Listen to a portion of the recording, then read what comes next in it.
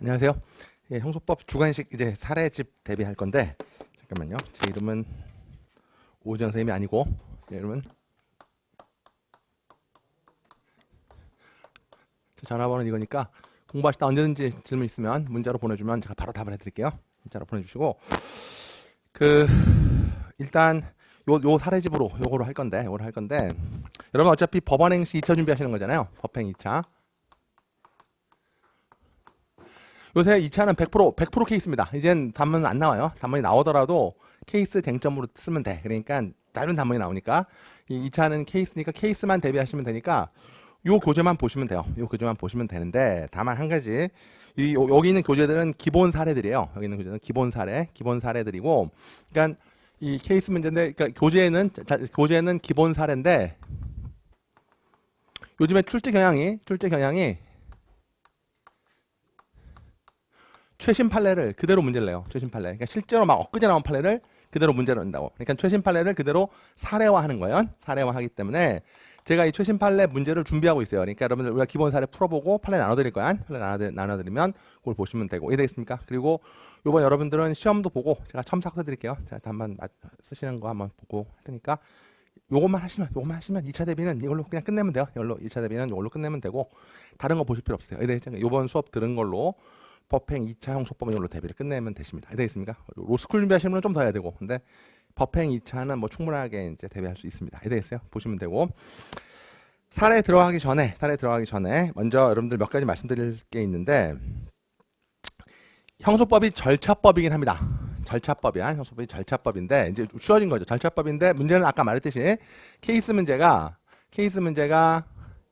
판례를 변형해서 내기 때문에 판례를 그대로 출제하기 때문에 절차의 전체를 이해를 못해도 상관없어요. 그러니까 이제 우리는 좋아진 거야. 그러니까 판례에 있는 쟁점만 알면 되는 거지 전 절차가 어딘지를 완벽하게 이해할 필요가 없어. 그러니까 너무 절차에 대한 부담을 갖지 마세요. 절차에 부담을 갖지 마시고 절차는 대략만 알고 있습니다. 대략만 알고 있으면 그 절차에서 나오는 부분을 골라서 쓰면 되는 겁니다. 이해되십니까? 그러니까 절차에 그 판례가 출제가 될 거니까 너무 절차에 신경 쓰지 마. 절차법이지만 너무 절차를 다 이해하려고 노력하지 마시고 그때 쟁점으로만, 그러니까 쟁점 위주로 정리하시면 돼요. 쟁점 위주로 정리하시면 돼요. 그 다음에 여러분들이 답안지 쓸 때 제일 중요한 건 뭐냐면 이 케이스가 주축이 된 판례가 있을 거 아닙니까? 이 판례를 두세 줄로 요약하는 거, 판례의 결론을 두세 줄로 요약하는 게 되게 중요해요. 두세 줄로 요약하는 게 되게 중요합니다. 그러니까 판례로 항상 판례를 요약해보고 한번 써보고 그걸 답안지에 옮기는 게 고득점의 요체가 되는 거야. 이해되겠죠? 이게 이제 기본이고 두 번째 반드시 법전을 갖고 오셔야 돼요. 법전을 준비하셔가지고 법전에서 이제 법전을 왜냐면 조문이 출발점이죠. 그러니까 항상 조문을 찾아서 조문만 써도 꽈락이 면해지는 거야. 그러니까 조문만 잘 찾아서 써도 되는데 법전에 조문이 어딘지 정도 알고 있어야 돼. 그러니까 저랑 같이 조문을 찾아보면서 법전은 조문을 써서 일단 꽈락을 면하고 그 다음에 판례를 써서 고득점을 받는 거. 이게 우리의 작전이야. 그러니까 조문에서부터 판례로 연결되는 거죠. 이해되겠습니까? 그 다음엔 조문하고 판례만 연결이 되면 학설은 자연히 기억이 나게 됩니다. 여러분들 한 두어 번만 읽으면 기억이 나기 때문에 오히려 잘 쓸 수가 있어요. 학설을 쓰면 풍수해지는데 학설 부분은 이제 자연스럽게 대비가 될 테니까 그거는 크게 생각할 필요 없어요. 이해되죠? 보시면 되고 그래서 요 책에다가 제가 이제 붙여드리는 최신 판례만 더 보충해서 보시면 돼요. 2차 대비는 이걸로 보시면 됩니다. 되고 같이 봅시다. 첫 시간이니까 뭐 쉬운 거부터 합시다. 보시면 그 기본 사례를 볼게요. 기본 사례를 먼저 보시면 1번 문제는 우리한테 큰 의미가 있어요. 1번 문제 항소심에서의 공소장 변경과 사물 관할입니다. 이해 되겠습니까? 이걸 잘 기억하는데 먼저 옆에다가 몇 가지 메모를 좀 해야 되겠습니다. 항소심 다시 써볼게요. 항소심은 2심이에요. 2심인데 이 법원 행시 문제는 100% 2심에 출제가 된다고. 2심에 출제가 되고 항소심에서 2심이 꼭 출제가 되기 때문에 첫 번째 기억할 거 항소심은 1심에 대한 불복이다. 1심에 대한 불복. 따라서 2심이다 라고 답안지 쓸 수 있어야 되고 두 번째 항소심의 제일 중요한 건 항소심의 구조입니다. 항소심의 구조인데 구조에 보면 항소심의 구조는 여러분 이제 요 구조 좀 요거는 쓰지 말고 심 한번 보세요. 복심, 속심, 사후심 3개가 있단 말이죠. 복심, 사후심 3개가 있는데 복심은 다시 하는 거예요. 처음부터 다시 복심이고 속심은 계속할 속자잖아. 속심은 1심을 승계하면서 추가적으로 증거 조사하는 거죠. 추가적 증거 조사가 되는 겁니다. 추가적 증거 조사가 되는 거고, 4, 5심은 더 이상 증거 조사 안 하고 법률 문제만 한 번 더 판단하는 거죠. 한 번 더 판단하는 건 이게 4, 5심이야. 근데 여러분이 꼭 알아둘 건 뭐냐면 항소심의 구조입니다. 항소심의 구조는 같이 써볼게요. 항소심 구조는 판례가 같이 써볼게요. 판례가 항소심은 원칙적 속심입니다. 원칙적 속심 기본이에요. 우리 판례가 말할 때 항소심 원칙적 속심이고 답안지 통상에 써야 돼. 사후심적 성격의 조문. 사후심적 성격의 조문은 소송의 신속을 위한 예외적 규정이다.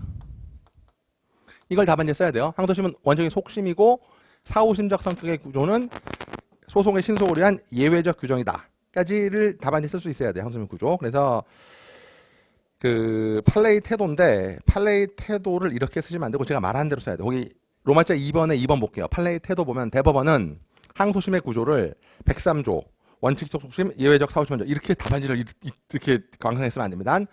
원칙 속심이고 사후심적 성격이 있긴 있는데 그건 예외적이라고요. 왜 있다고요? 소송의 신속을 해서 예외적인 것이지.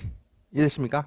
이렇게 써야 자 원칙적 속심이고 예외적 사후심의 성격의 조문은 소송의 신속을 위한 예외적 규정이다. 이렇게 답안지에 써야만이 그다음에 이제 판례 평석으로 들어가시는데 원칙적 속심이라는 얘기는 추가적인 증거사가 된다는 거잖아요. 그러니까 판례 평석할 때 여러분 잘 봐. 실체, 진실주의의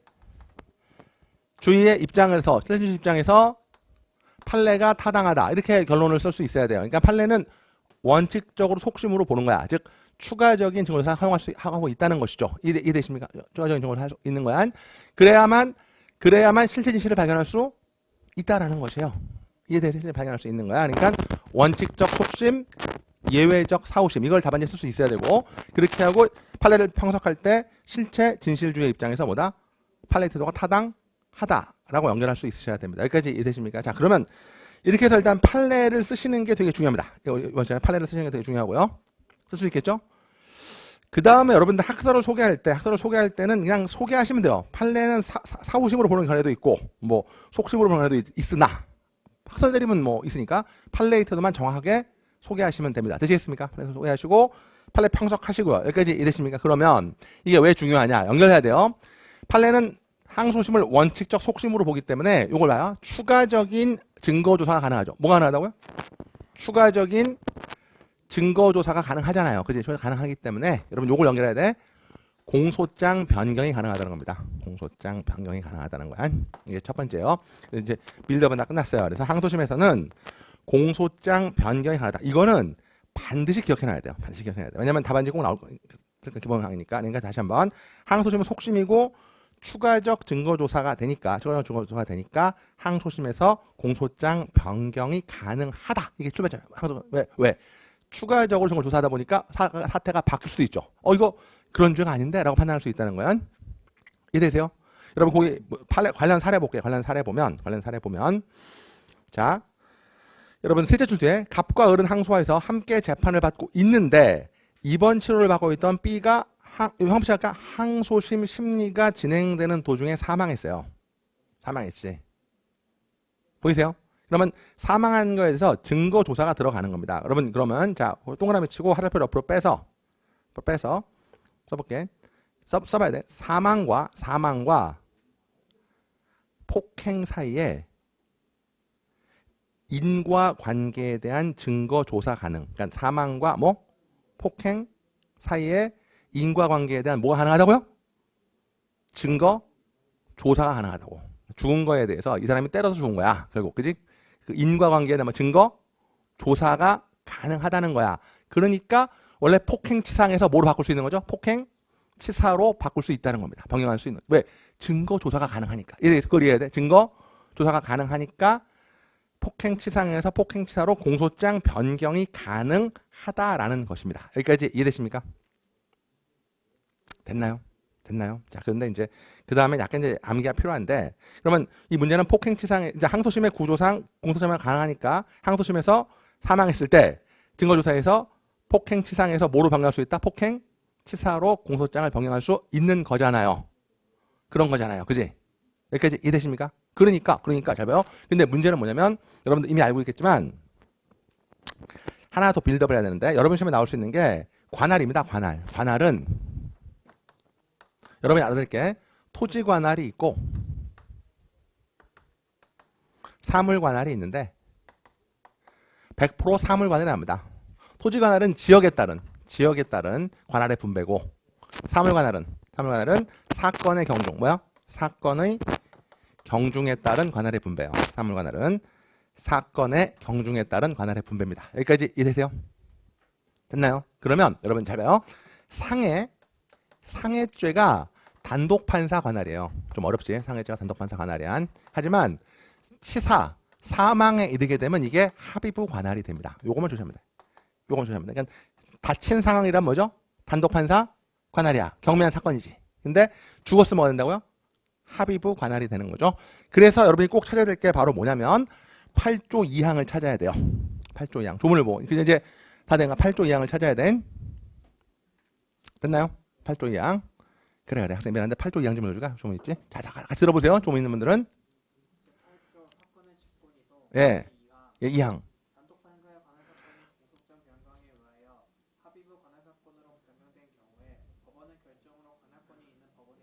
공소장 변경 네모 치시고요. 공소장 네모 치시고, 방금 맞지? 항소심에서 증거조사 가능하니까 공소장 변경 된다. 이게 이제 앞에 빌드업을 하고, 됐나요? 그 다음에 뭐야? 단독판사 관할 사건이 단독판사 관할 사건이 보이세요? 공소장 변경으로 뭐로 바뀌었어요? 합의부 사건을 봤을 때, 합의부 사건을 바뀌었을 때 이렇게 된다는 거야. 이해되세요? 이해되십니까? 그러면 이제 어떻게 할 거냐? 이게 문제가 발생할 수 있다는 건데, 약간의 문제가 발생하는 건 이제 조금 더 설명을 드릴게요. 일단 어쨌든 단독판사 위에다가 상해야. 여러분 상해나 치상은 단독판사 관할이고, 그만 외우시면 된 치사는 뭐라고요? 합의부 관할입니다. 됐나요? 치상은 뭐라고? 단독판사 관할이고, 치사는 합의부 관할이 되는 거죠. 그러면 치상에서 뭐로 바뀌었어요? 치사로 바뀌었으니까 이제 사물 관할이 바뀐 거지. 이해되십니까? 자, 그 다음에 여러분 이제 하나만 더 써볼게요. 이제 정말 어려운 건 그 다음인데, 요거 이제 늘 요건 대비해 둬야 돼요. 어디냐면 학설을 이해해야 돼요. 여러분 5페이지 아래다 써볼게. 5페이지 아래 쓸 거 뭐냐면 요건 꼭 외워줘야 돼요. 1심에서 경미한 사건은 단독판사 사건이고요. 단독판사고, 중대한 사건은 합의부입니다. 여러분이 케이스로 외워야 될 건 뭐라고? 케이스로 외워야 될 거는 단독판사는 뭐죠? 치상. 치상? 응? 상? 이거는요. 합의부는 치사. 이것만 외우시면 돼요. 치상, 여기까지 이해되세요? 그런데 1심에서 단독판 사건이었다가 합의부로 뭐죠? 공소장 변경이 되면 뭐죠? 공소장 변경이 되면 합의부로 옮긴다. 이게 8조 2항이라는 거야. 조문 확인했죠? 8조 표시하시고. 됐나요? 그 다음에 1심에서 2심으로 갈 때, 1심이 단독판사였을 때 이게 2심 항소가 되면 이게 뭐죠? 이게 합의부가 된다는 거예요. 요것만 조심하면 돼. 합의부고. 그 다음에 이 합의부가 단독이 되면 이게 고등법원이 되고, 3심은 무조건 대법원이라는 거예요. 그런데 조문이 어떻게 되어 있냐면, 지금 단독판 사건이 합의부로 바뀌었을 때 에러만 되어 있잖아. 그러면 8조 2항은 잘 보세요. 1심을 전제로 한 거 아니냐. 왜냐면 단독판 사건이 뭐지? 합의부 사건으로 바뀌었으니까 8조 2항은 뭐가 전제가 되는 거야? 단독 판사 사건이 전제가 된 게 아니냐, 이렇게 생각할 수 있다는 거지. 이해되세요? 단독판 사건이 일단 볼 수도 있지 않습니까? 이해되겠습니까? 그지? 그러면 문제는 항소심에서, 자, 단독에서 합의로 온 거야. 자, 이 문제 읽어볼게. 갑을평은 폭행치상죄로 기소가 돼서 공소재판을 받았고, 1심 법원은 갑에게 징역 1년, 을에게 징역 2년, 병에게 징역 1년에 집행유예를 선고했다. 이에 대해서 병행소환이 확정됐고, 자, 밑줄 볼까? 갑과 을은 항소했어요. 항소했어요. 자, 그러면 여러분이 폭행치상이 단독판사였으니까 항소심은 합의부겠죠. 그치? 폭행치상이 단독판사였으니까 항소심 합의부였지. 근데 이 합의부에서 사망해서 공소장 변경이 된 거야. 사망해서 공소장 변경이 된 거라고. 여기까지 이해돼서 사망해서 공소장 변경이 된 겁니다. 여기까지 이해되십니까? 사망해서 공소장 변경이 된 거야. 맞죠? 공소장 변경이 됐으면 어때요? 공소장 변경이 됐으면 어떻게 하게 되는 거예요? 여기서 이제 공소장 변경이 된 거야. 여기서 공소장 변경이 된 거야. 근데 분명히 8조 2항은 어때요? 여러분 8조 2항은 단독 판사 합의부로 옮기라 이것만 있지 합의부에서 고등법원으로 옮기라고 돼 있지가 않잖아요. 그지? 그게 문제의 제기라고. 항상 조문에서도 문제가 시작되는 거야. 8조 2항은 단독 판사 사건이 합의부가 됐을 때, 즉 1심을 전제로 한 거 아니냐는 거야. 8조 2항은 분명히 단독 판사 합의부로 돼 있으니까. 그러면 항소심에서는 8조 2항이 적용될 수 없다고 볼 수도 있지. 학설의 추은 거야. 그러니까 항소심만 적용되는 거지 1심만 적용되는 거지 항소 적용이 없다라고 보는 거 아니냐는 거예요. 그럼 어떻게 하냐면 여러 가지가 있는데 그냥 여기서 관할 위반 판결, 공소장 변경을 하니까 관할 위반 판결을 하고 어떻게 돼요? 다시 처음부터 시작해라. 여기서부터 시작하라. 그게 바로 거기 나와 있는 관할 위반설이에요. 거기 여러분들 2번에 학설의 태도라고 나와 있죠. 보이세요? 학설의 태도. 어디냐면 4페이지 로마자 4번에 맨 아래 양가로 2번에 양가로 학설의 태도라고 나와 있죠. 맞습니까? 네? 관할 위반 판결설. 뭐죠? 관할 위반 판결설. 관할 위반 뭐죠? 재밌어요. 관할 판결설. 이제 있어요. 여러분 관할 위반 판결설 밑줄을 치고 써볼까? 8조 2항은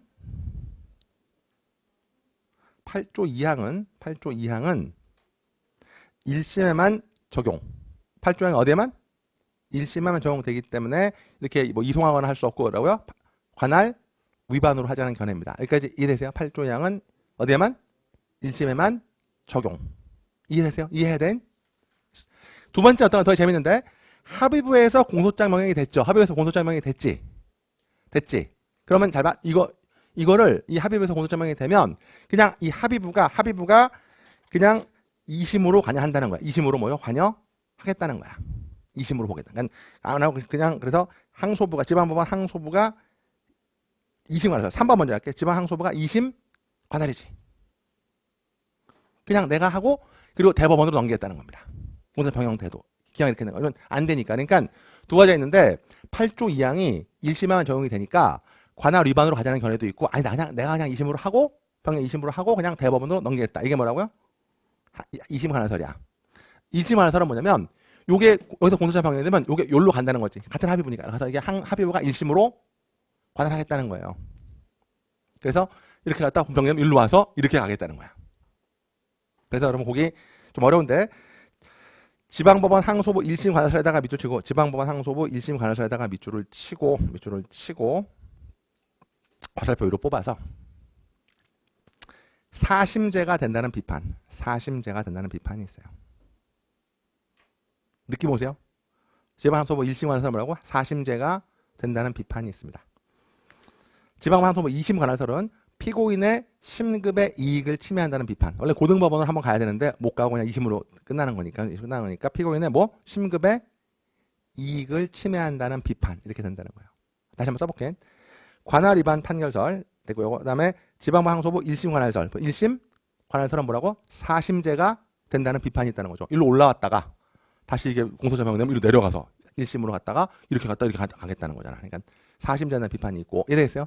그 다음에 지방법원 항소부 2심 관할설은 뭐죠? 피고인의 심급의 이익이 침해된다는 거야. 내가 중대 사건이 되면 고등법원 한번 만나야 되는데 고등법원 안 만나고 그냥 합의부에서 대법원으로 가버리기 때문에 심급의 이익을 침해한다는 비판이 있죠. 이해됐어요? 그래서 이걸 가장 적절히 좋아한 게 4번입니다. 고등법원 이송설. 찾았어요? 고등법원 이송설에다가 밑줄을 치고 8조 2항을 유추 적용하자는 견해입니다. 8조 2항을 뭐죠? 유추 적용하자는 견해예요. 됐나요? 여러분 이건 학설을 이제 사실은 요거를 쓰는 게 고등시험의 요체인데 이 네 가지 학설 중에 앞에 세 개는 8조 2항은 1심에만 적용된다는 거죠. 8조 2항은 뭐라고요?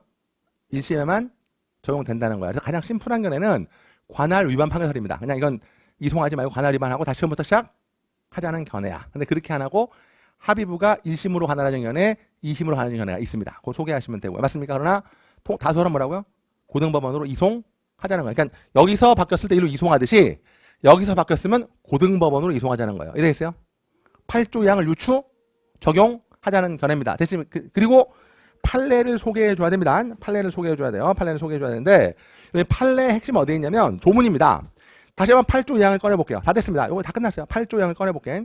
8조 2항을 꺼내 보시면 8조 2항이 어떻게 되냐면 단독 판사관한 사건이 공소장 변경에서 합의부 관한 사건이 된 경우에 합의부로 이송한다라고 안 돼 있어요. 조문을 잘 봐. 조문을 봐.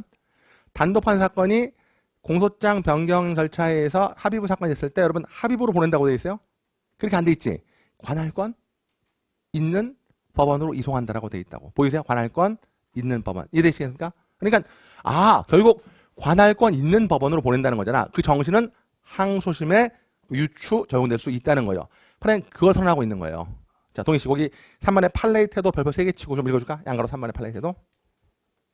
항소심에서 공소장 변경에 의하여 단독 판사의 관할 사건이 합의부 관할 사건으로 된 경우에 예, 요거 문제 이게 여기 문제 제기한 문제 제기. 자, 그다음에 법원은 사건을 관할권이 있는 법원에 이송하여야 하는 것이고 조문 지적하고 있죠. 여기 합의부로 보낸다라고 안 돼 있고 관할권 있는 법원으로 보낸다라고 돼 있잖아요. 그지? 그래서 그 정신은 항소심에서 변경된 위 합의부 관할 사건에 대한 관할권이 있는 법원은 고등법원이라고 봄이 상당하다. 즉, 유추 적용할 수 있다는 거예요. 유추. 그러니까 관할권 있는 법원으로 보낸다는 정신은 뭐라고요? 유추 적용될 수 있다라는 것이죠. 여기까지 이해되세요? 그래서 여러분들 제가 지금 말하고 싶은 게 오늘 첫 시간이니까 이 판례를 소개할 때 출제자들은 뭘 보냐면 여러분 판례를 소개할 때 관할권 있는 법원에 이송한다라는 말이 나와야 돼요. 이해되세요? 근데 여러분 대부분 답안지를 보면 판례는 고등법원 이송서를 취한다. 이따구로 쓴단 말이지. 이해되세요? 이해되세요? 과락은 아니지만 저득점 답안지의 그 진술을 보여주고 있는. 그러니까 판례가 고등법원 이송서를 아는데 판례의 논거는 뭐라고요? 관할권 있는 법원으로 보낸다는 정신을 유추할 수 있는 것이고 여기서는 관할권 있는 법원이 고등법원 아니냐는 거예요. 그러니까 고등법원으로 그러니까 관할권 있는 법원 말이 나와야 된 여러분 조문이 얼마나 중요한지 알겠죠? 이해되십니까? 자, 됐습니다. 여기까지가 이제 관할 문제였고 고전에 여러분 일단 조문을 찾아보고 마지막 조문 찾고 이제 답안지 정리한 다음에 끝낼 거예요. 자, 공소장 변경은 여러분 298조에 있어요. 대략의 조문에 기억해야 돼. 공소장 변경은 298조에 있습니다. 되시겠습니까? 그러면 298조에 있어요. 298조에 있고 사실은 공소장 변경은 뒤에서 다 다룰 건데 298조 1항입니다. 1항, 2항, 2항이 있는데 학생 298조 1항 좀 읽어줄까? 1항이 제일 중요합니다. 검사는 법원의 허가를 얻어 공소장이 기재한 공소사실 또는 적용 법조의 추가, 철회 또는 변경을 할 수 있다. 이 공소장 변경인데 그 다음에요. 이 경우에 법원은 공소사실의 동일성을 해하지 아니하는 한도에서 허가해야 한다. 여러분 동일성에다 네모로 묶으시고 기본적 사실 동일설. 그러니까 기본적인 사실만 동일하면 돼요. 나중에 할게. 기본적 사실 동일설. 근데 아무튼 기본적인 사실만 동일하면 허가할 의무가 있는 거야. 이해되십니까? 기본적인 사실만 동일하면 허가할 의무가 있죠. 그리고 기본 사실 동일설은 나중에 공부할게요. 되시겠어요? 그럼 이제 우리 답안 구성할 수 있어요. 자, 문제로 돌아올게요. 문제로 돌아올게.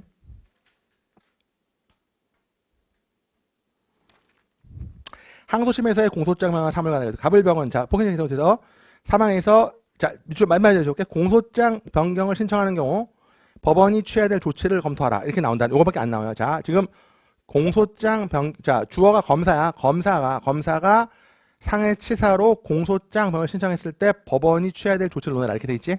맞습니까? 자 여러분 쟁점의 정리인데 여러분 요건 한번 생각해 볼 필요가 있어요. 여러분 쟁점의 정리를 할 때 여러분들 대담하게 케이스 문제 쓸 때 쟁점의 정리를 맨 마지막에 쓰는 것도 방법이에요. 이해되겠어요? 왜냐면 쟁점 쓰다 보면 새로운 쟁점이 생겨날 수도 있기 때문에 쟁점 먼저 쓰고 답안지로 들어가지 말고 쟁점이냐고 세 줄 비우고 세 줄 비우고 나중에 쓰면 돼. 물론 시간을 좀 아껴다 꼭 써야 돼. 이걸 비워놓으면 감점되니까. 네? 자 그러면 쟁점을 나중에 쓰기로 하고 첫 번째 그러면 검사가 신청했을 때 이게 뭐죠? 항소심이지. 그러면 우리가 첫 번째 점 뭐야? 항소심에서 공소장 변경이 되는가? 그게 로마자 2번이에요. 항소심에서 공소장 변경이 되겠는가? 여기까지 이해됩니까? 그건 뭐죠? 항소심의 구조. 항소심 뭐라고요? 구조. 제일 중요한 항소심 구조. 예? 이따로 쓰지 말고 원칙적 속심이고 사후심의 성경 규정은 소송의 신속을 위한 예외적인 규정이다라고 쓰고 실제 진실주의 입장에서 볼 때 속심 판례의 태도가 타당하다. 속심을 원칙으로 하는 판례에서 타당하다. 이렇게 답안지 쓰면 됩니다. 되겠습니까? 이해돼요? 그래서 항소심에서는 추가적 증거조사가 되니까 공소장 변경이 된다라고 쓰고요. 맞나요? 넘어가시면 두 번째. 그러면 검사가 그냥 신청했기 때문에 사실 로마자 3번은 지금 하진 않는 건데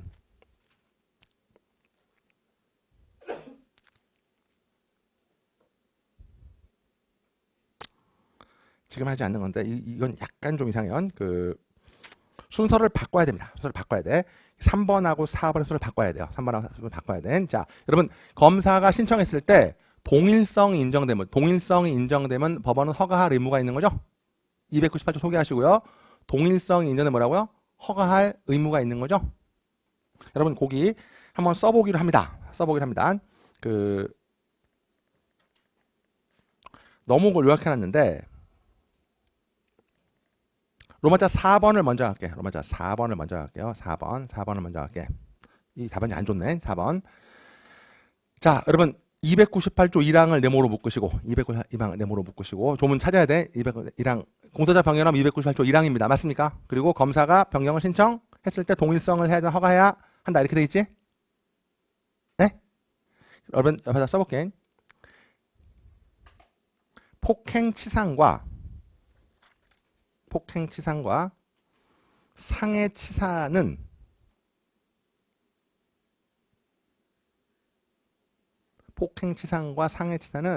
피고인들의 폭행에서 기인한 결과들이라는 점을 고려할 때 피고인의 폭행에서 기인한 결과들이에요. 폭행치상이든 상해치사든 이렇게 때려서 이렇게 된 거잖아요. 그러니까 피고인들의 폭행에서 기인한 결과를 때 기본적 사실 동일성이 인정된다. 기본적 사실 동일성이 인정이 됩니다. 이 답안지는 그걸 안 썼어요. 되겠어요? 그걸 써야 된. 네? 다시 한번 폭행치상과 뭐라고요? 상해치사는 피고인을 때렸다는 폭행이라는 뭐죠? 그래서 폭행이 기인한 사실이라는 점을 고려할 때 기본적인 사실은 동일한 거라고. 이 새끼들 뭔가 때려서 다치게 했거나 죽인 거잖아요. 그렇지 않나요? 그래서 기본적인 동일하다라는 거죠. 그래서 법원은 허가할 의무가 인정된다라고 하시고 298조 2항을 소개하셔야 됩니다. 여기까지 이해되세요? 됐지? 그럼 허가했죠? 네? 허가해야 돼. 허가했으니까 이제 이게 더 이상 폭행치상이 아니라 상해치사가 된 거죠. 맞나요? 그 다음에 이제 문제 제기를 해줘야 돼요. 그러면 상해치사가 되면 이게 단독판사 관할이 아니라 원래 합의부 관할 사건으로 바뀐 거잖아. 근데 그게 어디서 바뀌었어요? 1심에서 바뀌었어요? 2심에서 바뀌었어요? 2심에서 바뀌었기 때문에 이제 8조 2항을 적용할 거냐의 문제에 대립이 있는 겁니다. 되겠어요? 됐는가? 그래서 그 2번이 이 문제의 가장 중요한 핵심 쟁점이에요. 2번에 별표 3개 치고요. 2번 공소장 변경 후 항소심 법원의 조치까지 보시면 되겠습니다. 이해되시겠습니까? 됐나요? 그리고 소개하면 다 된 겁니다. 됐나요? 그럼 어떻게 돼? 법원은 결론을 내린 거야. 결론을 내려서 항소심에서 공소장 변경은 허가해야 되고 허가해서 고등법원으로 이송해야 한다라고 결론을 깔끔하게 써주면 되는 것입니다. 보이십니까? 됐나요? 됐는가? 오케이, 이렇게 쓰면 되겠어요. 그리고 저는 도저히 로마자 3번을 왜 썼는지 잘 모르겠어요. 로마자 3번 지워버려. 로마자 3번은 안 봐도 된. 이걸 왜 썼는지 모르겠어요. 아무리 제가 또 여러 번 읽어봤는데 이걸 왜 썼는지 잘 모르겠어. 1, 2, 4로 바로 넘어가시면 돼요. 됐나요? 1, 2, 4로 넘어가시면 돼. 됐지? 됐죠? 오케이, 여기까지. 이게 1번 문제. 관할이 나오면 이거밖에 안 나올 테니까 이것만 보시면 되고요. 그러나 여러분 이제 쟁점을 해야 돼. 항소심의 구조 판례 쓸 수 있어야 되고요. 그다음에 이 정도만 잘 기억하시면 되겠습니다. 됐나요? 2번 넘어갈게요. 제척사유. 좀 보죠. 제척사유인데 여러분 2번 위에다 써볼게요. 이것도 이제 우리가 쟁점, 이것도 거의 나올 수 없으니까 2번은 뭐냐면 자 써볼게요. 소송법상 의미의 법원입니다. 법원은 같이 써볼게요. 소송법상 의미의 법원은 재판기관이에요. 소송법상 의미의 법원은 뭐라고? 재판기관이야. 형소법에서 우리가 법원이라고 말할 때 이 법원은 뭐라고요? 재판기관입니다. 맞습니까? 그런데 문제는 이 법원의 구성원이 법관입니다. 이제 문제 제기가 끝났어요. 법원의 구성원이 법관이에요. 소송법상 의미의 법원은 재판기관인데 문제는 재판기관의 구성원이 뭐라고요? 법관. 사람입니다. 뭐라고요? 사람인데 이 사람은 반드시 사회적인 관계를 맺게 돼 있어. 사회적인 관계를 맺게 돼 있어. 사람 혼자 못 살아요. 사회적인 관계를 맺는데 여러분 요거 두 개만 기억해. 사회적 관계인데 이 사회적인 관계가 당해 사건과 요거밖에 안 돼. 당해 사건과 사회적인 관계가 있다. 하필. 예? 이럴 때는 사회적인 관계가 당해 사건과 재판한 당해 사건과 관련이 있을 때 이때는 공정성에 의심이 되기 때문에 공정성에 의심이 발생한다는 거예요. 당사자 관계가 있으니까 너 당사자잖아. 그러면 공정성에 의심이 생기기 때문에 같이 써볼게. 직무 집행에서 배제됩니다. 직무 집행에서 배제가 되는데 여러분 나올 수 있는 건 두 가지만 정리하시면 돼. 배제되는 것은 당연히 배제되는 경우가 있고 피고인 검사의 신청에 의해서 배제되는 경우가 있고요. 그 다음에 스스로 배제되는 경우가 있어요. 이렇게 세 가지. 일반 당연히 배제되는 거, 피고인 검사 신청에서 배제되는 거, 스스로 배제되는 거 세 가지가 있는데 당연히 배제되는 것을 제척이라고 부릅니다. 그 다음에 피고인 검사의 신청에 의해서 배제되는 것 소리가 기피. 그 다음에 스스로 문하는 걸 회피. 이렇게 세 가지만 회피. 그리고 시험 문제는 사실 뭐가 나올지 잘 모르겠으나 제 생각인데는 저는 기피가 나올 것 같으니까 지금 여기 문제는 없는데 기피의 쟁점을 문제 있나? 잠깐 하나 넘겨볼게. 없지. 그래서 기피에 대한 쟁점을 좀 다 정리해 드릴 거고 여기서는 지금 제척만 정리해 놨어요. 제척만 볼 건데 제척은 당해 사건이랑 관련이 있을 때 사회적 관련이 있을 때 당연히 배제되는 게 바로 제척입니다. 이해됐어요? 제척인데 여러분 제척은 100% 뭐가 나오면 17조가 나옵니다. 조문 정리하면 17조. 17조가 나오고 17조에서도 7호가 나옵니다. 7호 같이 보시면 돼. 제척이 출제하면 17조 7호가 출제가 됩니다. 학생 미안한데 17조 우리가 같이 볼게요. 17조 7호. 그럼 조문지 꼭 갖고 오셔야 돼. 자 오늘 일단 8조 2항 표시하시고요. 298조 표시하시고 8조 2항 표시. 그 다음에 조문에는 없지만 항소심의 구조는 정리할 수 있어야 돼요. 됐지? 자 일단 보시면 되고 17조 7호. 제17조 7호 법관이 사건에 관하여 전신재판 또는 그 기초되는 조사 시간에 관여하고 여러분 일단 이게 앞에 나왔는데 17조 제목도 좀 읽어줘. 제목 11조 1호 앞에. 네. 17조 제척. 제척의 원인 법관은 다음 경우에는 직무집행에서 제척된다. 제척된다 보시고 조문이 좀 쓰세요. 당연히 배제. 제척된다가 당연히 배제가 되는 거야. 당연히 배제되는 것이고 1호부터 6호까지 읽어보면 피해자랑 관계 있으면 피와 관계 있으면 제척되는 거야. 그건 처음에 안 나올 거고 중요한 건 당해 사건에 전심에 관여했거나 전심에 관여했거나 전심에 기초되는 조사심리에 관여했을 때는 제척된다는 겁니다. 전심 또 나오죠. 전심에 관여했을 때는 제척되는 거야. 또는 전심에 기초되는 조사심리에 관여했을 때는 제척되는 겁니다. 맞습니까? 그러면 여러분 요건 되게 쉬운데 하나만 보면 돼요. 두 가지 물어보는데 첫 번째 어떤 거냐면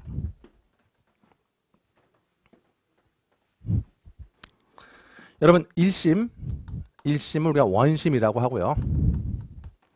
2심은 항소심이라고 합니다. 그리고 참고로 3심은 여러분이 안 나오는데 3심은 상고심이라고 해요. 상고심이라고 하고 그 다음에 항소심의 구조 꼭 정리해줘야 돼. 항소심의 구조. 아까 쓴 거 반드시 답안지 쓸 수 있어야 돼. 항소심 구조정리해줘야 되고 구조가 공소장 병역으로 연결된다는 거 말씀드렸어요. 그리고 사물관할 1번 문제였고 지금 푸는 건 뭐냐면 1심 원심에 관여한 갑이 법관갑이 항소심에 또 관여하면 법관갑이 또 여기 항소심에 또 관여하면 승진해가고 여기도 관여하면 얘는 물러나야 돼요. 1심에 관여한 사람이 2심을 또 하면 안 돼. 이해되겠어요? 여러분 우리가 가장 실수하는 건 그 일을 잘 안다고 생각할 때 실수하는 거죠. 내가 다 알고 있다는 거죠. 우리 이명박 각하가 잘하는데 나 때는 말이야. 이게 꼰대들이 가장 나 때는 자기가 경험이 있다고 생각하는 거야. 그러니까 1심에 관여한 사람이 2심을 관여하면 그 공정한 재판이 안 되는 거예요. 이미 예단과 편견을 갖고 있기 때문에 그러니까 모든 걸 새롭게 봐야 되는데 그렇게 못 본다는 거지. 정말 이해되세요? 그래서 제척되는 게 이게 바로 17조 7호야. 17조 몇죠? 17조 7호. 전심 관여합니다. 이렇게 해서 그 케이스를 전심 관여. 됐나요? 여러분 지금 뭐가 나오냐면 1심은 가볍게 보면 돼. 1심 안에 약식이 있고 정식이 있습니다. 약식과 정식. 그러니까 1심 안에 약식과 정식이 있는 거다. 그래서 약식 명령은 여러분 같이 써볼게요. 약식 명령은 서면 심리에서 같이 써볼게요. 서면 심리에서 벌금형을 선고하는 거야. 서면심의에서 뭐라고? 벌금형을 선고하는 게 약식명령이에요. 이해되겠어요? 그리고 여기 대해서 불복이 있으면 일단 뭐죠? 정식 재판으로 하는, 불복이 있으면 정식 재판으로 하는 거야. 정식 재판은 우리가 아는 바로 그 재판이에요. 이해되세요? 됐나요? 그래서 꼭 쟁점하나 나올 수 있는데, 따라서 여러분 그 판례 태도죠. 양가로 2번입니다. 양가로 2번인데 판례 제가 할 말 있어요. 판례 잠깐 그래 학생 미안한데 판례 좀 읽어볼까? 판례 태도. 대법원은 약식 절차와 정식 재판 청구에 의하여 개시된 제1심 공판 절차는 네. 동일한 신급 내에서 서로 절차만 달리한 행위로 잘 봐요. 약식 정식은 같은 1심 내에서 서로 절차만 다른 거라고. 약식 정식은 서로 절차만 다른 거니까. 예? 형사소송법 제17조 제7호의 제척 사유에 해당하지 않는다. 그것가 전심 관여라고는 볼 수 없다. 전심 관여라고 볼 수 없다는 거야. 약식 정. 근데 여러분 이걸 있잖아. 우리가 학설을 쓸 때 볼게. 학설의 태도에 보면 여러분 어쨌든 이 경우도 법관의 예단을 가질 수 있는 거잖아요. 그래서 이 경우도 제척된다고 보는 적극설이 있어요. 뭐 적극설 보이세요? 적극설에다가 밑줄을 치고 학설의 태도를 여기 학설의 적극설에다 밑줄을 치고 적극설은 공정한 재판을 강조하는 거예요. 그러니까 예단을 갖기로는 이거 여기서 여기로 가나 여기서 일로 가나 뭐 예단을 서로 간처럼 마찬가지 아니냐. 그렇다면 결국 공정한 재판을 강조하는 견해야. 이게 적극설이야. 뭐라고 적극설 말고 공정한 재판을 강조하는 거야. 자 그럼 여러분 답안지 한번 만들어 볼까? 소극설은 뭘 강조하겠어요? 적극설이 공정한 재판을 강조하는 것이라면 소극설은 뭐를 강조하는 거겠어요? 조문? 그래. 조문. 그렇지? 정확하게 말하면 맞는 말이야. 좀 더 정확하게 말하면 소극설은 뭐죠? 제척 사유는 엄격히 적용돼야 돼요. 저기서 말하고 엄격히 적용. 법관의 직무를 보호하기 위해서 제척 사유는 뭐죠? 그러니까 지금 학생이 말하는 게 맞아요. 조문이 전심이라고 돼 있으니까 안 된다는 거는 뭐냐면 여러분 써볼까? 제척 사유는 뭐라고요? 엄격하게 적용해야 돼. 안 그러면 다 잘린다고. 이해돼 있어요? 그러니까 제척 사유는 엄격히 적용해야 됩니다. 이해돼 있습니다. 왜? 법관의 직무를 보호하기 위해서. 그러니까 법원 행위에 나오겠지. 판례는 뭐겠어? 판례는 어느 쪽을 따르겠어? 당연히 법관의 직무를 보호하겠지. 판례가 법원이니까. 그렇지 않나? 그래서 판례는 소극설을 취하고 있죠. 제척에 해당하지 않는다. 이렇게 말하고 있다는 겁니다. 여기까지 이해돼요? 여러분 써야 될 말은 뭐라고? 이것도 다시 한번 연습해볼게. 판례는 소극설. 이따로 쓰지만 판례는 소극 이렇게 쓰지 마. 이렇게 쓰지 마시고 어떻게 해야 돼요? 판례는 뭐지? 동일한 신금 내에서 서로 절차만 달리할 뿐이므로. 이 말을 쓴다 본다니까. 하지만 동일한 신금 서로 절차만 달리할 뿐이므로. 여기까지 이해되십니까? 그거 쓰시고요. 다시 한번 학설 대립은 간단히 씁니다. 적설은 뭐라고요? 공정한 재판 강조. 이해되겠어요? 소극설은 제척 사유를 엄격히 판단. 이해되겠어요? 법관의 직무 보호 강조. 이렇게 써서 학설 대립 쓰시고 판례는 소극설입니다. 여기까지 이해되십니까?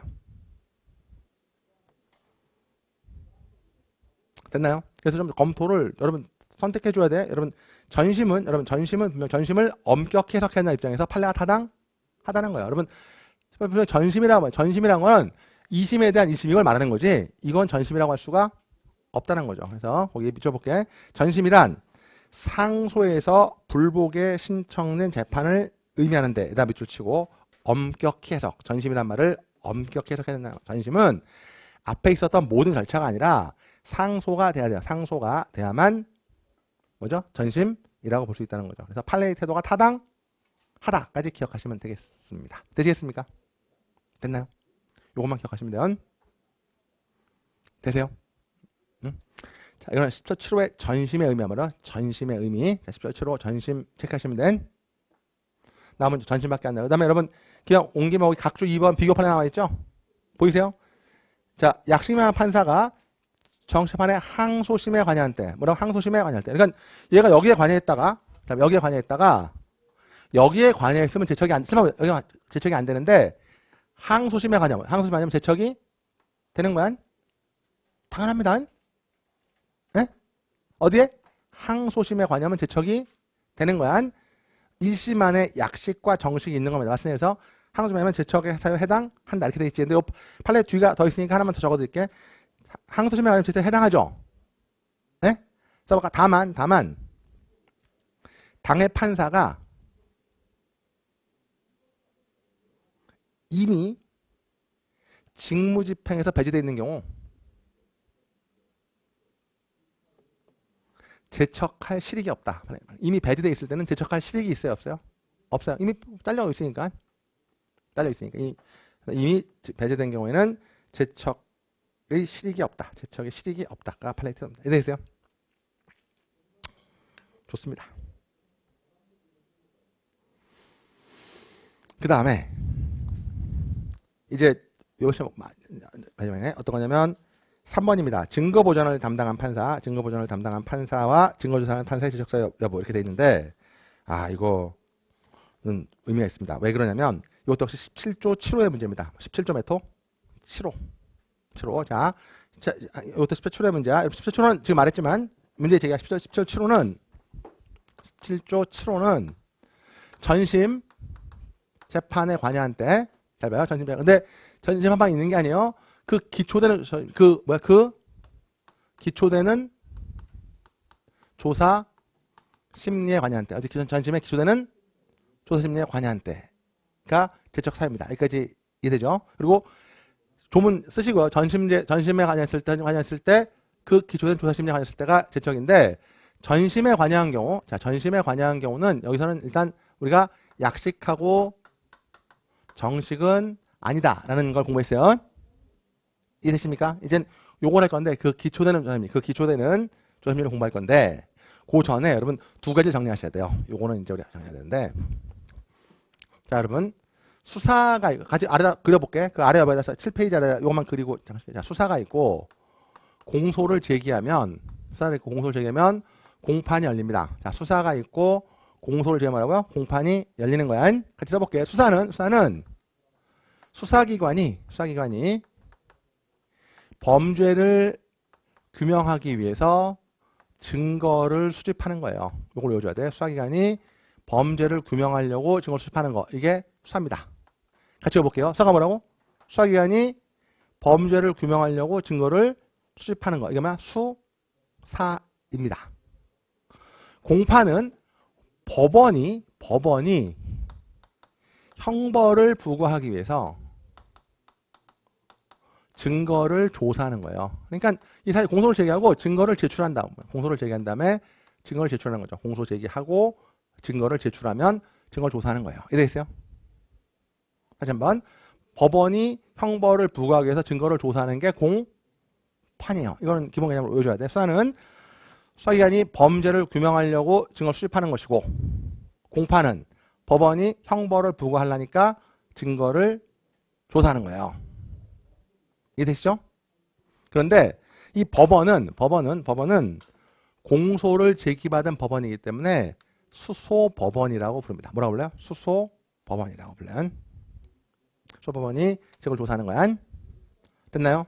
그런데 문제는 이 증거 수집 두 가지가 있는 건데 뭐냐면 첫 번째 수사기관은 범죄를 규명하려고 증거를 수집하는 건데 자, 첫 번째 우선 증거가 멸실될 가능성 같이 써볼게요. 멸실될 가능성이 있을 때 요즘 안 해도 돼요. 증거가 멸실될 가능성이 있을 때 이 증거를 수사단계에서 미리 조사해서 잘 보존해 놔야 돼. 미리 조사해서 잘 보존해 놔야 돼요. 언제까지? 법원이 증거 조사할 때까지. 법원한테 주셔야 되니까 증거가 곧 멸실될 가능성이 있을 때 증거를 미리 조사해서 잘 보존해 놔야 돼요. 이걸 우리가 증거 보존이라고 부르고 증거 보존은 미리 조사가 들어있는 겁니다. 이해됩니까? 근데 쏠 게 없는 게 여러분 이건 조문의 위치만 확인하시면 돼. 184조입니다. 184조. 조문에 나와 있어요. 그래 오늘 학생님 요즘 184조. 자, 증거 보존은 184조야. 184조 증거 보존의 청구와 그 절차. 제1항 검사, 피고인, 피의자 또는 변호인은 미리 증거를 보존하지 아니하면 그 증거를 사용하기 곤란한 사정이 있는 때에는 네. 제1회 공판기일 전이라도 판사에게 압수수색 검증 증인신문 또는 감정을 청구할 수 있다. 네, 여러분 좀 어려운데 압수수색 검증 증인신문 감정 요게 바로 증거 조사입니다. 그러니까 미리 조사를 신청할 수 있는 거죠. 이게 184조가 바로 증거 보존이야. 증거를 보존하는 거야. 보존은 미리 조사가 생각돼 있는 거야. 미리 조사 잘 보존해 놓는 게 증거 보존인데 여러분 거기 보면 검사가 누구한테 판사 대신하고 있죠. 판사. 보이세요? 판사로 돼 있지. 그래서 요 증거를, 요거 개념만 외우시면 돼. 증거를 미리 조사하는 판사를 이걸 우리가 수임 판사라고 부릅니다. 뭐라고 불러요? 수임 판사. 수임 판사가 증거를 미리 조사해서 잘 보는 판사가 수임 판사가 되는 거예요. 이해되십니까? 자, 서단계에서 증거 없을까 할 때 미리 조사 보존하는 건 증거 보존이고 이걸 수임 판사라고 한다는 개념만 외우시면 돼요. 맞나요? 두 번째는 그게 아니라 공판이 열렸는데 이 증거가 원격지에 있는 거야. 증거가 뭐라고요?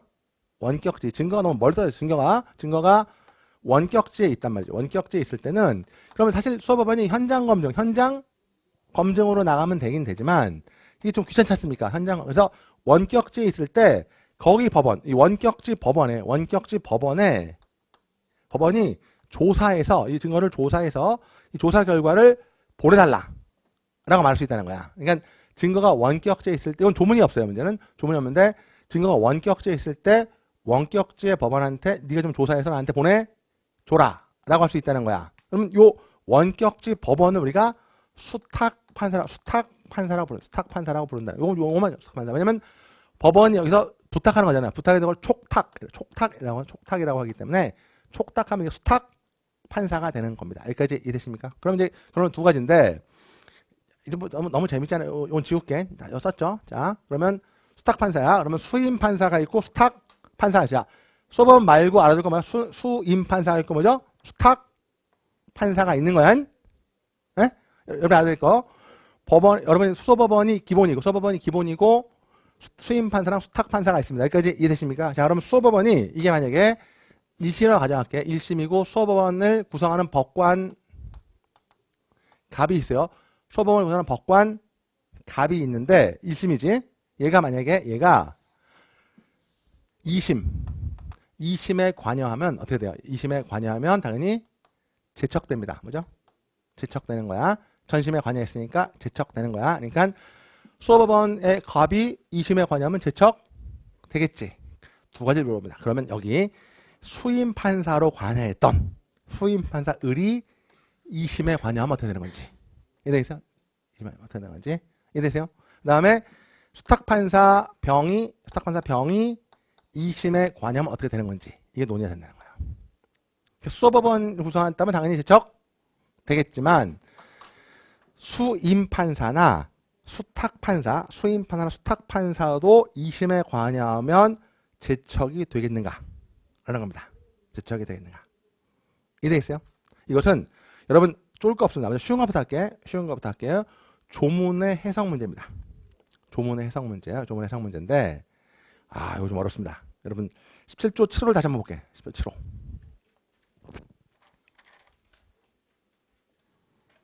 좀 천천히 읽어줄까? 10초 다시 한번 볼게. 집중해서 보세요. 10초 7호. 학생 같이 볼게요. 10초 7호. 제17조 제척의 원인. 네. 법관 다음의 경우에 증거 제출에서 제출된다. 당연히 제작되는 거예요. 7호. 제7호 법관이 사건에 관하여 전심재판 또는 그 기초되는 조사 심리에 관하여 여러분 잘 봐요. 전심 재판에 관여하면 제작되죠. 근데 그 다음에 여러분 그 기초되는 조사심리 뭐죠? 그 기초되는 조사심입니다. 이해되세요? 그 기초되는 조사심인데 그 기초된에다가 밑줄을 치고 그 기초된 그에 동그라미 칠게요. 기초된 조사심에 붙이고 그에 동그라미 치면 그러니까 결국 이걸 요약하면 전심 재판에 뭐죠? 전심 재판에 기초되는 조사심리야. 뭐죠? 전심 재판이죠. 기초되는 조사심리에 관여했을 때야. 그러니까 전심에 관여했을 때. 그다음에 전심 재판에 뭐라고요? 기초되는 조사심리에 관여했을 때. 맞습니까? 그리고 형사의 기초는 누가 말해도 증거 조사야. 그러니까 전심 재판을 위해서 수탁판사가 증거를 조사해서 보냈지. 그러면 전심 재판에 기초되는 조사심리를 한 거라고. 수탁판사가. 보이세요? 이 수탁판사가 전심 재판에 기초되는 조사심리를 한 거야. 그러니까 당연히 제척되는 겁니다. 그게 어디냐면 3번이에요.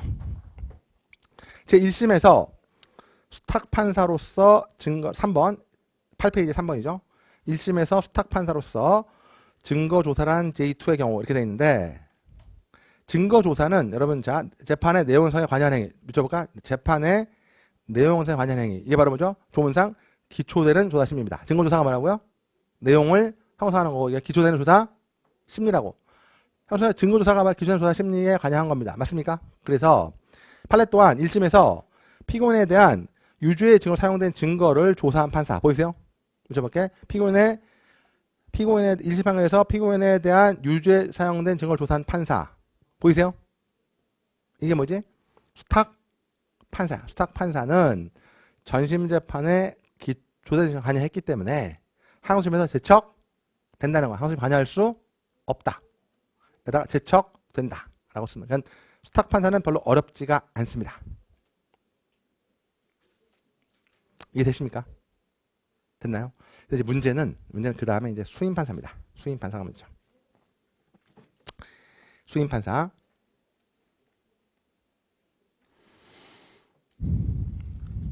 그거는 위에 판례가 있는데 여러분 거기 8페이지에 맨 위에 판례가 있습니다. 이게 72번 판례인데 요걸 바가지로 하는 판례 중에 하나요. 같이 볼게요. 공소 제기 전에 검사의 청구에 의해서 동법 184조에 의한 증인신문한 법관. 이게 여러분 수임 판사야. 뭐라고요? 수임 판사. 여러분 공소 제기 전이지. 공소 제기 뭐라고요? 전. 써볼게요. 공소 전이 수사 단계. 수사 단계에서 184조. 184조 증거 보전한 판사죠는 전심 재판이나 전심에 기초되는 조사 심리에 관여한 법관이라고 볼 수 없다. 이렇게 말하고 있다는 거죠. 판례가. 이해돼요? 그러면 여러분 이렇게 조사하나 거의 똑같은 거잖아. 똑같은데 판례는 이거는 제사가 되는데 이거는 안 된다고 보고 있다는 거예요.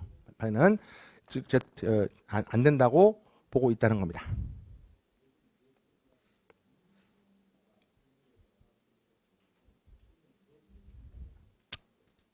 이해되세요? 이해되십니까? 근데 그것 왜 그러냐면 요거는 1심에서 안에서 도와준 게 아니잖아. 전심 전 단계에서 도와준 거잖아. 이해돼요? 그러니까 지금 전심 재판의 기존심 이렇게 되잖아. 그러면 이 증거 보전은 미리 조사해서 물론 일로 증거 보냈긴 했지만 수사 단계에서 해서 보낸 거잖아. 수탁판사처럼 전심 법관이 부탁해서 보낸 게 아니잖아요. 이해돼요? 그러니까 전심에 하기도 전에 니들이 미리 조사해서 보낸 거잖아. 그래서 이거는 판례가 이거는 제척사유를 보지 않는다는 거야. 제척사유를 보지 않는다는 거야. 그래서 우리가 핵심 어떤 거냐면 전심 제척사유는 엄격히 판단하는데 10조 7호가 전심 재판에 보죠. 기초되는 조사 심리. 기초되는 조사 심리인데 그 기초되는 심리. 그러니까 전심의 조사 심리에 관여하는 거니까 전심에 붙어 있는 수탁 판사는 항소심에 제척이 되는데 증거 보전한 수임 판사는 제소가 되지 않는다라는 게 판례의 태도라고요. 이 판례는 욕을 좀 먹고 있지만 그렇게 보고 있다는 거죠. 그래서 거기 보면 7페이지에 보면 그래서 학설이 대립이 있습니다. 그리고 유력한 경우는 오히려 적설이에요. 여러분 그 학설 좀 어려운데 자 학설 1번 2번 자 그 7페이지 2번입니다. 집중하세요. 수사 단계에서 증거 보전 절차에 관여한 제1의 경우 보이세요? 수사 단계에서 제1의 경우는 견해의 대립 학설은 전심 재판에 관련 아니지만 이게 이제 이재상 신동 선생님 다 의견을 취하고 있는데 그 기초되는 조사에 관여한 거죠. 결국 여기서 증거 조사 미리 조사해서 보낸 거잖아. 그지? 그러니까 제척 사유가 된다는 적극설도 있다는 거예요. 적극설. 내물로 묻고 싶어. 이래 있어요. 그 다음에 아니다. 그 제척 사유에 해당하지 않는다라고 보는 제척 사유에 해당하지 않는다라고 보는 경우도 있어요. 근데 앞서의 경우는 너무 어려우니까 적설과 소극설의 대립이 있습니다. 근데 판례는 놀랍게도 한 장을 넘기면 소극설을 취하고 있다는 거예요. 부정설의 입장을 취하고 있다는 거예요.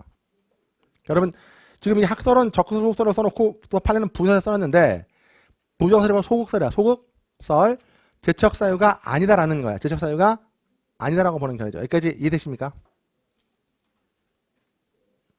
됐나요? 여러분 이거는 자 여기 요청이 좀 잘 돼 있는데 그 검토 및 사안을 볼게.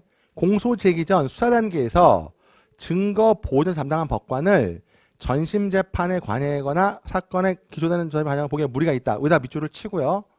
수탁 판사와의 차이점이라는 거죠. 그러니까 이걸 강조. 수탁 판사와의 차이점. 그러니까 분명히 여기에서 관여해서 일로 가는 거하고 이 안에서 이렇게 관여한 건 다르다는 거예요.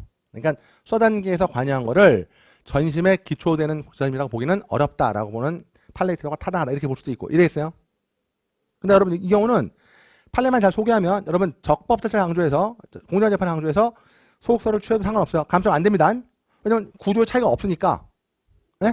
얘가 관계도 제척 된다라고 보는 견해도 있다. 이렇게 견해도 있다라고 소개해도 상관없어요. 판례만 제대로 소개하시면 됩니다. 이해되십니까? 그래서 이렇게 나오시죠. 다시 그럼 문제로 정리해 볼게요. 자, 의리 항소에서 항소심 재판이 개시됐는데 항소심 재판부에서 수사단계에서 증거보전 판사, 증거보전 밑줄치고 판사 제1과 1심에서 수탁판사로 증거를 한 판사 제2가 합의를 참여하고 있다. 이때 제척의 대상인가? 라는 거죠. 여러분 이거 판례의 태도를 소개하는 게 첫째 득점의 포인트입니다. 근데 항상 문제는 뭐냐면 여러분 요건 좀 조심해야 되는 게 일단 증거 보전에다 붙이고 184조 증거 보전은 184조가 있어요. 이해되지? 조문을 찾아야 돼. 184조가 있다곤 저는 184조가 있습니다. 맞습니까? 그런데 수탁판사는 조문이 없어요. 수탁판사는 조문이 없으니까 이론사 있으니까 요걸 모여서 써야 된 수탁판사의 개념을 정확하게 여기서 놓고 기억하셔야 됩니다. 맞습니까? 그리고 판례의 태도는 수탁판사는 제척 사유인데 수임판사는 제척 사유가 아니라고 보고 있다는 거예요. 여기까지 이해되세요? 됐는가? 그런데 여러분 사실 이 문제는 두 가지입니다. 여러분 자, 책 보지 말고 정 떠볼게.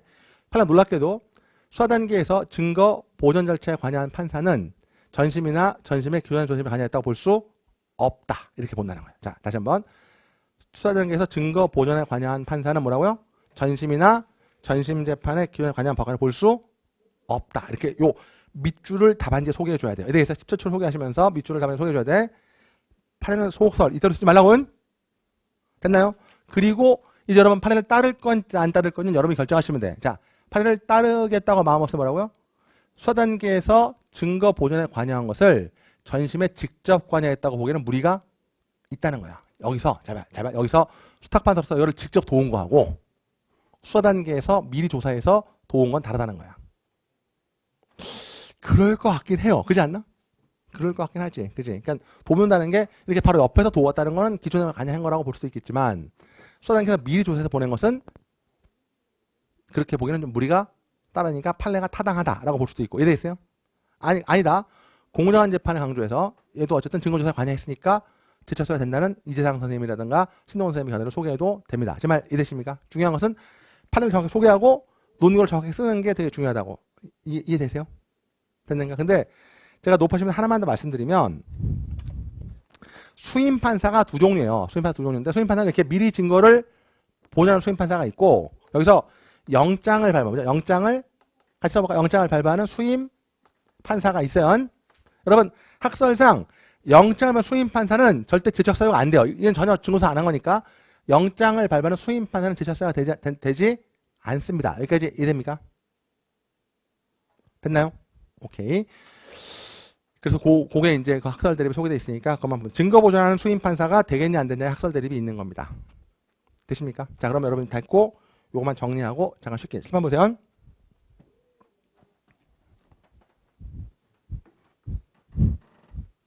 같이 써볼게요.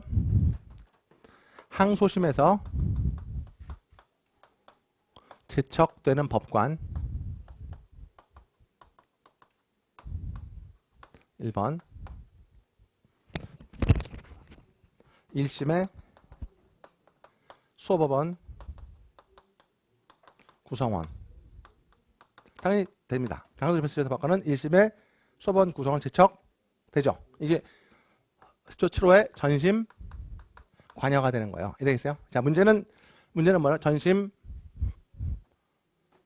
관여가 되니까 제척되는 거야. 자, 문제는 뭐라고? 17조 7호에 전심 관여가 아니라 전심의 요거죠? 기초되는 전심의 기초되는 조사 심리에 관여. 전심 기초되는 조사 심리. 요게 문제가 되는 거죠. 이해되겠어요? 여기 대해서 판례는 전심에 대해서 2번 수탁 판사는 해당한다. 맞습니까? 맞나요? 그리고 3번 수임 판사는 판례는 증거 보전하든 영장 발부를 하든 안 된다. 이렇게 본다는 게 판례입니다. 되겠어요? 수임 판사는 제척사유에 해당하지 않는다는 거야. 영장을 발부하든 증거를 보전하든 안 된다. 이렇게 되겠어요? 그런데 여기에 대해서 유력한 반대 견해가 있다는 거예요. 여기에 대해서 뭐가 있다고요? 반대설이 있다. 반대 견해가 있다. 여기까지만 정리하시면 됩니다. 이해되시죠? 그래서 요런 개념을 좀 알아두시면 되겠어요. 그 다음에 여러분 그 9페이지 여러분이 보시면 되는데 여러분 그 옆에다 써 검사 그러면 검사가 제척 기피가 되는 거냐? 이건 좀 실무형 문제니까 여기까지만 하고 잠깐 쉴 건데 검사는 수사기관입니다. 검사는 뭐야? 수사기관. 자, 두 가지야. 검사는 무슨 개냐? 수사기관이기 때문에 공정성은 관계가 없어요. 여러분 재판기관이나 공정성이 있는 거지 수사기관은 공정성이 없죠. 그래서 검사는 원래 제척 기피가 되지 않습니다. 알겠습니까? 검사는 수사기관이기 때문에 제척 기피가 적용되지 않죠. 첫 번째, 뭐기 때문에 수사기관이기 때문에 그 다음에 두 번째, 검사 동일체. 검사 뭐라? 검사 동일체라는 게 있어요. 검사는 다 모든 동일하기 때문에 바꿔봤자 똑같은 놈이라는 거야. 검사 동일체, 검사 동일체 원칙이니까 제척되지 않는다라는 거야. 이해되겠어요? 그래서 여러분 거기 보면 판례의 태도죠. 자, 뭐가? 범죄의 피해자인 검사가 관여했거나 압수수색 영장의 집행에 참여한 검사가 같이 관여했다는 이유로 수사가 위법하다고 볼 수 없다. 이렇게 말하고 있죠. 판례 체크할 게. 그럼 거기 범죄의 피해자인 검사에다가 밑줄을 치고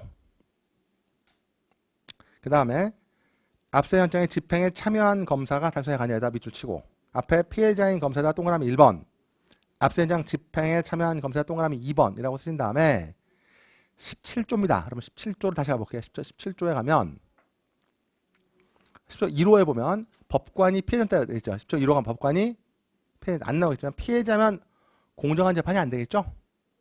그지? 근데 검사는 피해자라도 수사에 관여할 수 있는 거예요. 여러분 그러니까 피해자 위에다가 법관은 제척 사유. 법관은 뭐라? 제척 사유인가요? 맞지? 그 다음에 약간 좀 어려운데 압수수색 영장 집행에 참여했다는 얘기는 법관이라면 전심에 관여가 똑같은데 전심에 관여하면 제척 되겠지만 경찰은 이미 수사에 관여했더라도 뭐지? 제척되지 않는다는 거예요. 여기까지 이해되세요? 제척되지 않는다는 거. 이해되겠어요? 그리고 결론은 수사는 공정성보다 능률성이 강조되는 거죠. 수사는 능률성이 강조되니까 제척 사유가 인정되지 않는다라는 겁니다. 맞나요? 그런데 여러분 요게 나오면 요 판례를 꼭 소개해 주시고 판례를 꼭 소개해 주시고 그 안에 써볼게. 이게 나오면 이걸 물어볼 거야. 그런데 개정된 수사 준칙에서는 검사나 경찰에게 여러분 이거 주시면 회피는 인정하고 있어요. 회피는 인정. 요걸 회피는 인정한다. 요걸 써줘야 고득점이 됐어요. 그러니까 그 검사나 경찰한테 뭘 인정하고 있다고요? 회피는 인정하고 있다고. 스스로 물어날 수 있다고요. 그러니까 나는 도저히 이거 수사를 하기 어려우니까 물어나겠다. 그러니까 제척 기피는 되지 말아요. 회피는 인정된다는 거야. 나올 수 있어요. 그러니까 법관은 하지만 검사는 제척 기피는 인정 안 되고 회피는 인정되는 거야. 자발적으로 다시 한번 써볼게. 개정 수사 준칙에 의하면 검사나 경찰에게 뭘 인정하고 있다? 회피를 인정하고 있다. 까지 한 줄 정도 써주면 좋겠습니다. 되시겠습니까? 오케이. 여기까지가 제척 기피 회피입니다. 제척 기피 회피고 잠깐만 쉬었다가 다음 시간에 성명 모형성으로 들어갈게요. 고생했습니다. 첫 시간이니까 일단 조문 찾는 법만 잘 일단